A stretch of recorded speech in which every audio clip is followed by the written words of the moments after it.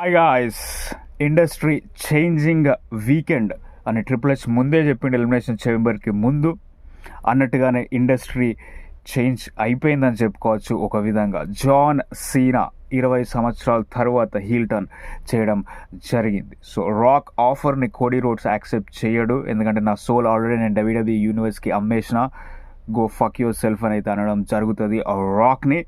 దాని తర్వాత సీనా కోడీని అప్రిషియేట్ చేసినట్టే చేసి తను ఫైనల్ బాస్ ఆఫర్ని అయితే యాక్సెప్ట్ చేయడం జరుగుతుంది. సో ఆల్రెడీ ప్రెస్ కాన్ఫరెన్స్లో చెప్పిండు రాయల్ రంబుల్ అయిపోయిన తర్వాత వాట్స్ బెస్ట్ ఫర్ బిజినెస్ అదే చేస్తా అని. సో బిజినెస్కి ఇది మంచిది, ఎందుకంటే జాన్ సీనా గురించి కూడా మనం మాట్లాడితే బేబీ ఫేస్గా కొన్ని ఇయర్స్గా తన మ్యాచెస్ అయితే గెలవడం లేదు. ఒక కొత్త డైరెక్షన్ కావాలి, కొత్త డైరెక్షన్ వచ్చింది.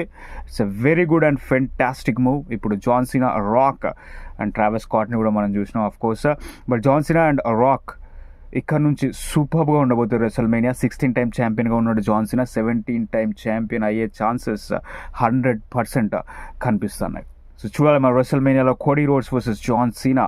జాన్ సీనా 17 టైం ఛాంపియన్ అవుతాడా, లేకపోతే కోడీ రోడ్స్ జాన్ సీనాని ఓడిస్తాడా రెసల్మేనియాలో అని అయితే తెలియబోతోంది మనకి. Allegiant stadium, Las Vegas, April 20 and 21 Indian dates ప్రకారం.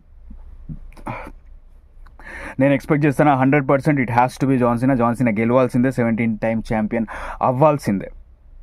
బట్ వీళ్ళిద్దరు అలయన్స్ అయితే ఫెంటాస్టిక్గా ఉండబోతుంది. John Cena sold his soul అనుకోండి, ఏమన్నా అనుకోండి, but it is a right direction. Triple H అన్నట్టుగానే ఇండస్ట్రీ కొంచెం చేంజ్ అయితే వచ్చింది ఈరోజు. 20 years తర్వాత జాన్ సీనా హీల్ టర్న్ అవ్వడం ద్వారా ఇక్కడ నుంచి ఫెంటాస్టిక్ రన్ ఉండబోతుంది road to WrestleMania and WrestleMania కూడా. సో ఎలిమినేషన్ చేంబర్లో మనకి ఇంకొక story.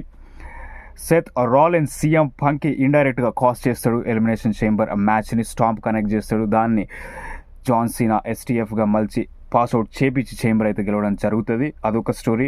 Seth Rollins, CM punk, Roman Reigns triple threat ఇప్పుడు నాకు తెలిసి 100% కన్ఫర్మ్ అయిపోయింది ఇది. దాని తర్వాత Damian priest versus Drew McIntyre match కూడా ఉండబోతుంది రెసల్మేనియాకి. రాయల్ రంబర్లో డేమియన్ ప్రీస్ట్ ఎలిమినేట్ చేసిండు డ్రూని, ఎలిమినేషన్ చేంబర్లో కూడా Damian priest Drew McIntyre eliminate చేసిండు. సో ఈ 1-on-1 మ్యాచ్ కూడా మనకి రాబోతుంది. సో ఈ చేంబర్ నుంచి అయితే మనకి వచ్చిన 3 matches John Cena, Cody Rhodes, Drew McIntyre, Damian Priest, CM Punk, Seth Rollins, Roman Reigns. మరి లోగన్ పాల్ డైరెక్షన్ ఎటువైపు ఉంటుంది అనేది అయితే చూడాలి. అండ్ విమెన్స్ ఎలిమినేషన్ చేంబర్ గురించి మాట్లాడుకుంటే after 3 months jade Kargil return చేసి నయోమిని అటాక్ చేస్తే నాకు ఎందుకో ఇప్పటికీ స్టిల్ నయోమి దాడి చేయలేదనిపిస్తుంది. అది బియాంకా బెలేరే అవ్వాలి. బట్ సర్ప్రైజింగ్లీ నేనైతే ఎక్స్పెక్ట్ చేయలేదు బియాంకా బెలేర్ గెలుస్తుందని. బియాంకా బెలేర్ విమెన్స్ ఎలిమినేషన్ చేంబర్ అయితే గెలిచింది లాస్ట్ లివ్ మోర్గన్ని పిన్ చేసి. సో మరి బియాంకా బెలేర్ వర్సెస్ రియా రిప్లియా, ఇయో స్కైయా అనేది మనకి రా అయిపోయిన తర్వాత తెలుస్తుంది. బట్ డెఫినెట్లీ ఇంట్రెస్టింగ్, ఎందుకంటే బియాంకా ఛాంపియన్షిప్కి కంటెస్ట్ చేస్తే, ఒకవేళ బియాంకా జేడ్ కార్గిల్ని దాడి చేస్తే మరి జేడ్ కార్గిల్ కూడా ఆ ఛాంపియన్షిప్ మ్యాచ్లో ఇన్వాల్వ్ అయ్యే ఛాన్స్ అయితే ఉంది. సో మరి ట్రిపుల్ థ్రెట్ అవుతుంది ఆ ఉమెన్స్ వరల్డ్ ఛాంపియన్షిప్ అనేది అయితే చూడాలి. బట్ నాకు స్టిల్ నయోమిని అటాక్ చేసినప్పటికీ నాకు నయోమి కాదు అని అనిపిస్తుంది ఇప్పటికీ. మనం చూద్దాం స్మాక్డౌన్లో కానీ రాలో కానీ ఎలాంటి ఎక్స్ప్లెనేషన్స్ ఉంటాయి జేడ్ కార్గిల్ నుంచి అనేది. And Alexa Bliss direction as usual Wyatt 6తో వెళ్ళే ఛాన్స్ ఉంది. Bayley versus Roxanne Perez probably lead చేసే ఛాన్స్ ఉంది రెసల్మేనియాకి.